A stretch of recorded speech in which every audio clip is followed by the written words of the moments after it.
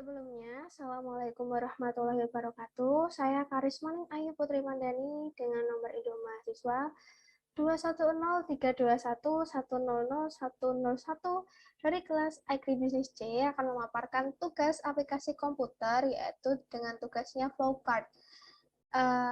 Di sini saya akan menjabarkan dua buah diagram alir. Yang pertama adalah diagram alir SNMPTN, yang kemudian adalah diagram alir jalur mandiri. Sebelum masuk ke penugasan, alangkah baiknya terlebih dahulu kita mengatur pemformatan. Yang pertama, kita menggunakan font Arial, kemudian font size-nya, ini terserah ya, saya menggunakan font size 8. Kemudian spasinya menggunakan spasi 1,5. Setelah itu, kita mengatur batas kanan, kiri, atas, serta bawah di custom margin. Nah, sudah atas 3, kiri 3, bawah 3, serta kanan 3. Kita pencet OK. Setelah itu, kita langsung menuju penugasan. Yang pertama, jalur SNMPTN itu langkah pertama adalah penyampaian kuota sekolah oleh LTMPT.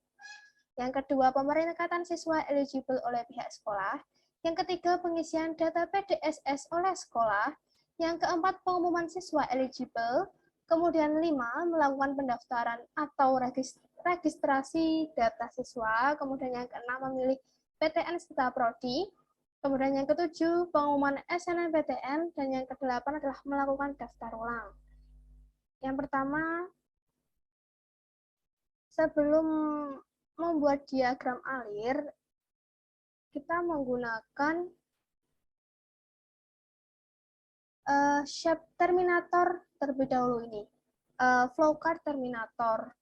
Ini berfungsi sebagai penunjuk mulai serta selesainya suatu diagram alir.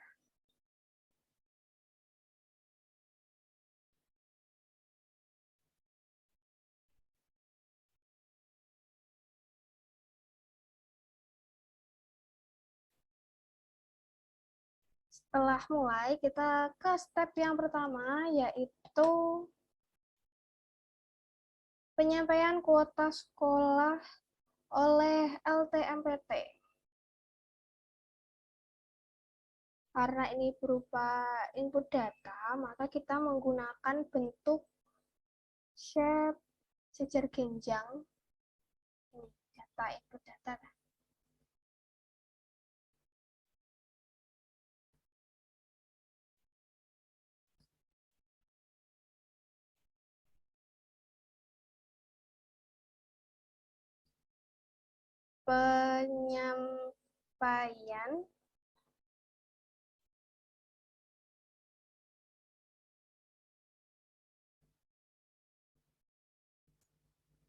Penyampaian kuota sekolah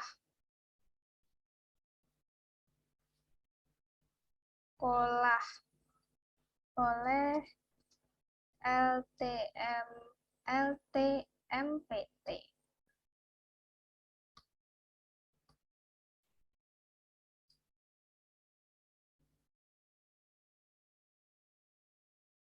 Setelah penyampaian kuota sekolah oleh LTMPT, selanjutnya adalah pemeringkatan siswa eligible oleh pihak sekolah.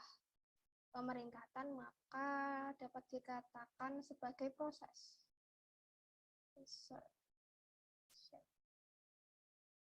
Kalau proses kita menggunakan ini, persegi panjang.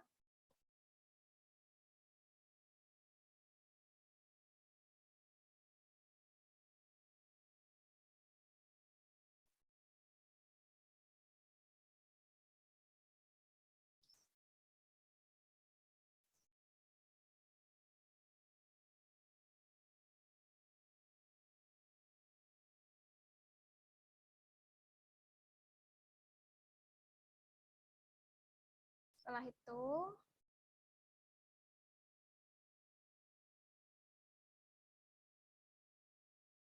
adalah step yang pengisian data PDSS oleh sekolah. Ini sama, ini juga proses, jadi kita menggunakan persegi panjang.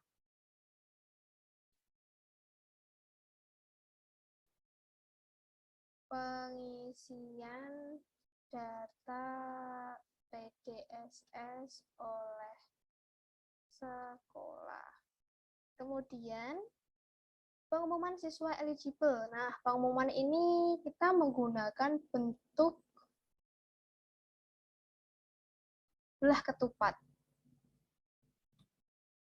Karena pengumuman adalah suatu keputusan. Dalam suatu keputusan itu nanti ada dua kemungkinan, yaitu kemungkinan ya atau tidak, atau kemungkinan lolos atau tidak. Makanya kita menggunakan bentuk belah ketupat. Pengumuman siswa yang tergolong siswa eligible.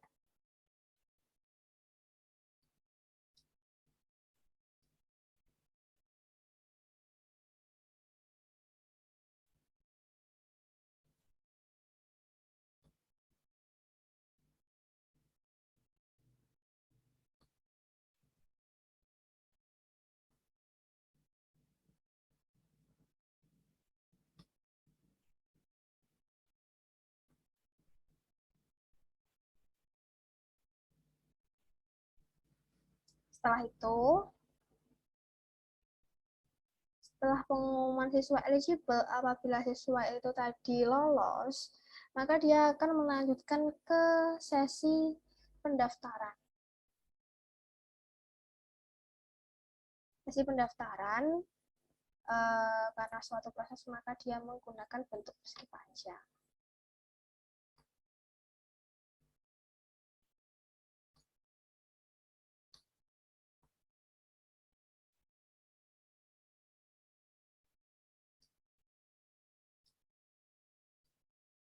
Kemudian setelah melakukan pendaftaran, terus lolos dulu.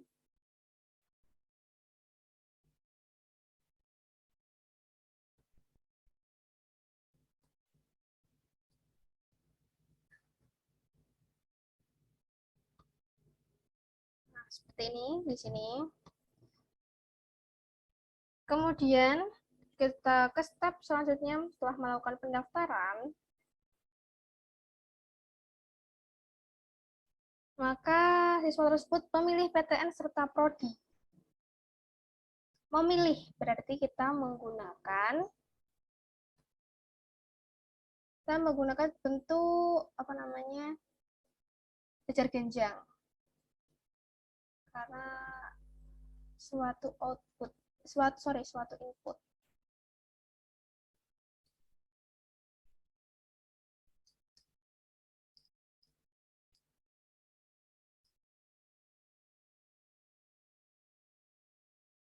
Setelah itu, setelah memilih PTN dan prodi, adalah tahap pengumuman.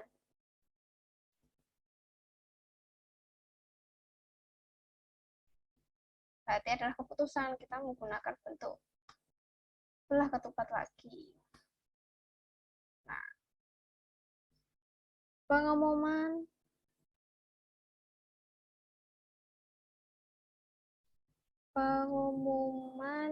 SNMPTN, apakah dia lolos atau tidak.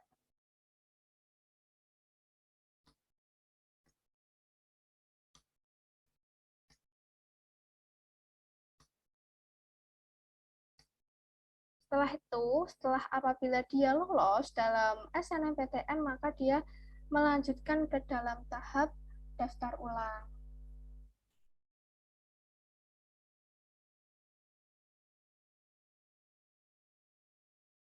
Daftar ulang merupakan suatu proses ya, jadi kita menggunakan bentuk persegi panjang.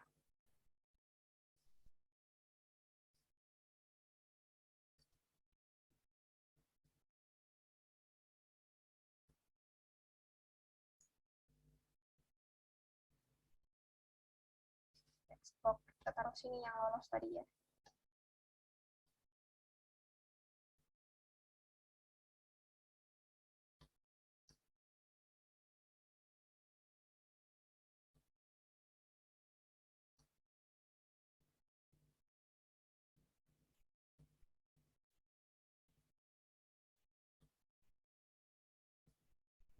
Kemudian step-step ini kita gabungkan menggunakan shapes ini panah.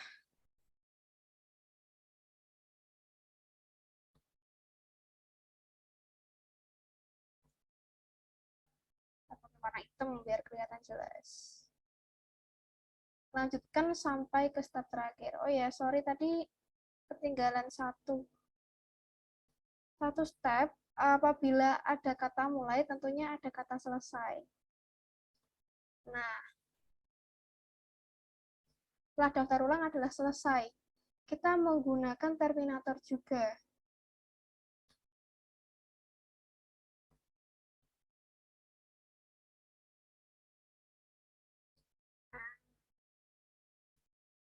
Kita hubungan dulu tadi yang atas, mulai dari atas, biar urut.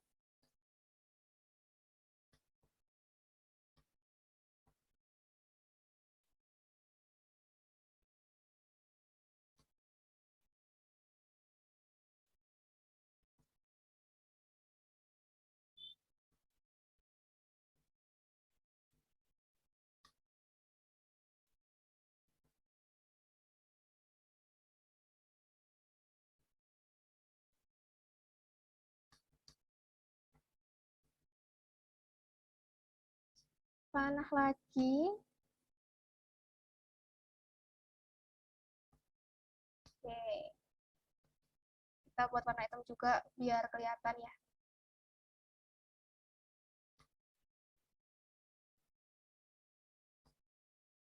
Lagi.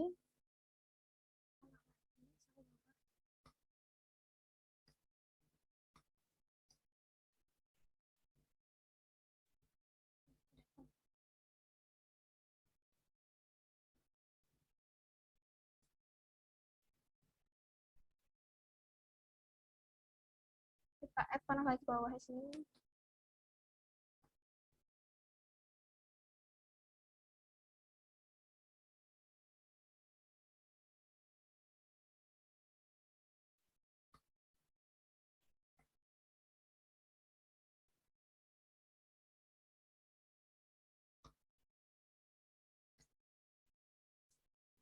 Udah, setelah itu kita sambungkan apabila dalam sesi penentuan tadi lolos, apabila tidak lolos maka dia akan gugur, jadi otomatis dia akan berada pada tahap selesai.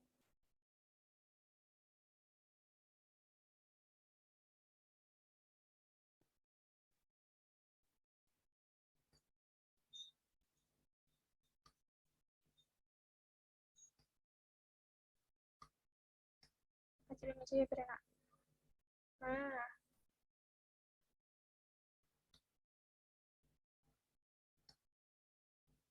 dia tidak lolos. Kita tambah text box di sini biar tahu kalau tidak lolos.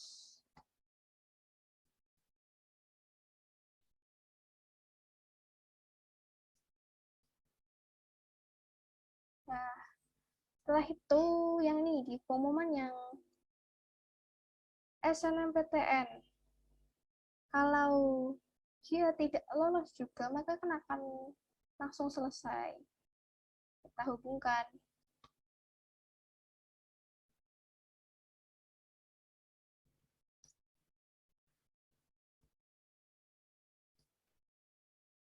Kasih warna hitam. Setelah itu draw text box. Tidak lolos juga. Tidak lolos. Nah, kemudian ini biar bagus sama kayak tabel atas yang mulai, kita kasih kita formatan ya. Ini format. Biar lebih jelas gitu efeknya.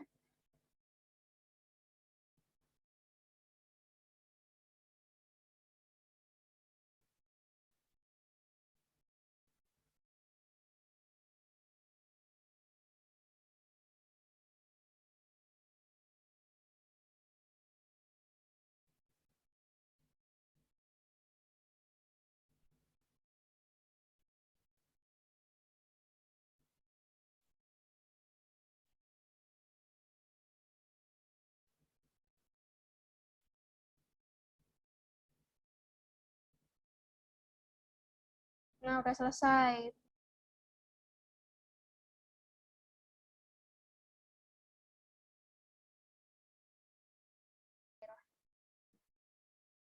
Yang kedua adalah membuat diagram alir dari jalur mandiri. Saya memilih jalur mandiri nilai rapot. Kita langsung ke slide selanjutnya untuk membuat.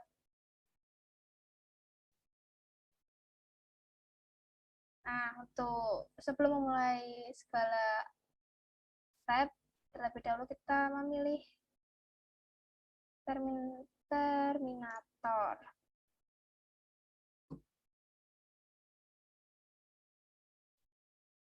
Mulai. Setelah itu adalah step yang pertama adalah membayar biaya pendaftaran. Membayar biaya pendaftaran adalah suatu proses. Jadi kita menggunakan shape persegi panjang.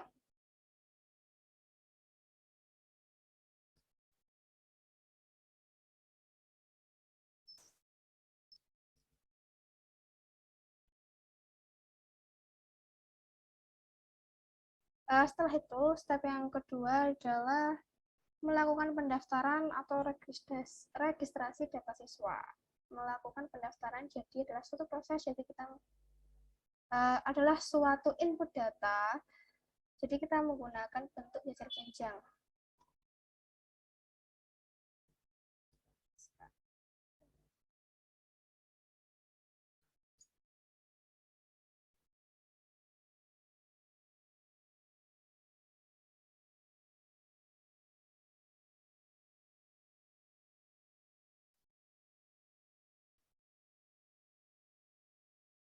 Selesai, setelah itu adalah memasukkan nilai rapot. Berarti itu kan input data, jadi menggunakan bentuk jajar jenjang lagi.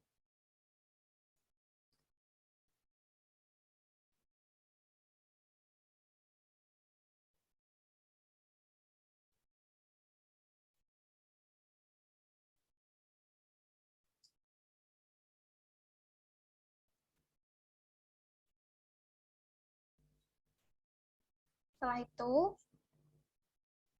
ada tahapan memilih prodi, memilih, jadi kita menginput data, jadi kita menggunakan bentuk jajar jenjang lagi.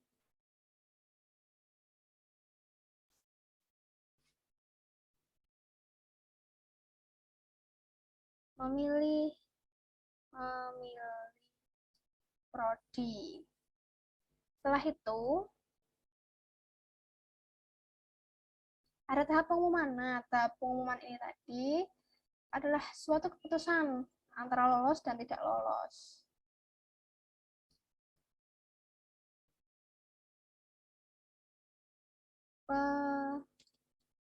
Pengumuman. Setelah itu adalah tahap daftar ulang. Kita rapikan dulu.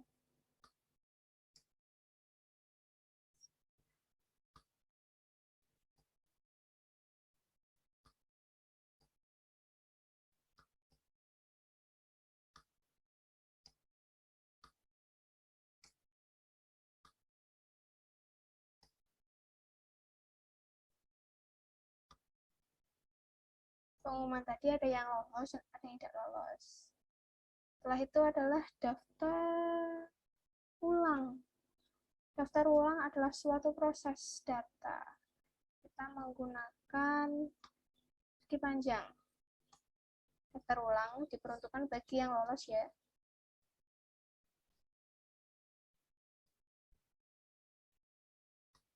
Setelah daftar ulang adalah selesai, kita menggunakan terminator lagi.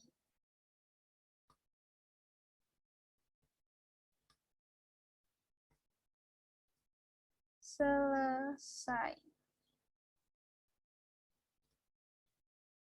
Nah, kita tambahin di sini draw text box di sini lolos.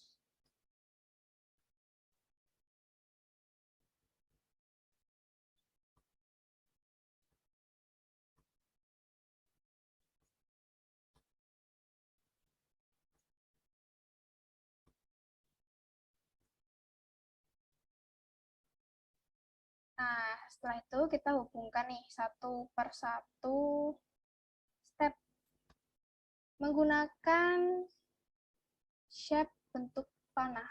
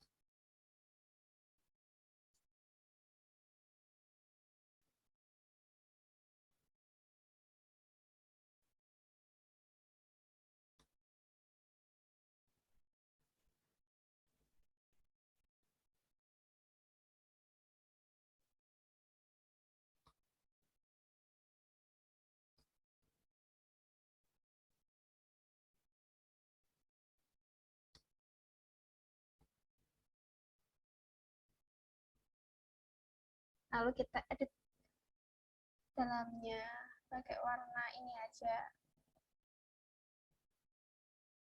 biar lebih terlihat jelas gitu step per stepnya.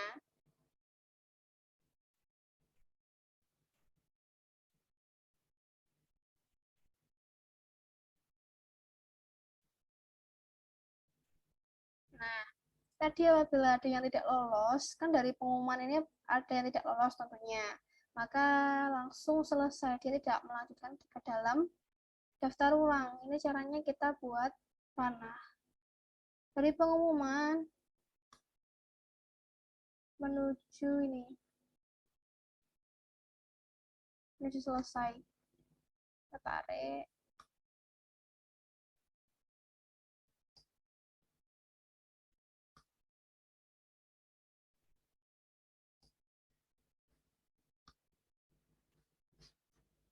Nah,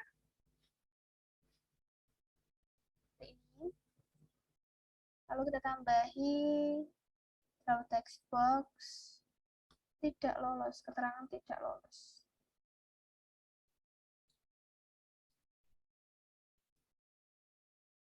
Nah, seperti ini. Setelah semua selesai, kita akan membuat semua bagian-bagian ini menjadi satu grup agar tidak terpecah belah. Caranya pencet kontrol yang lama, kemudian sampai terlihat tanda seperti ini. Lalu kita pencet satu persatu.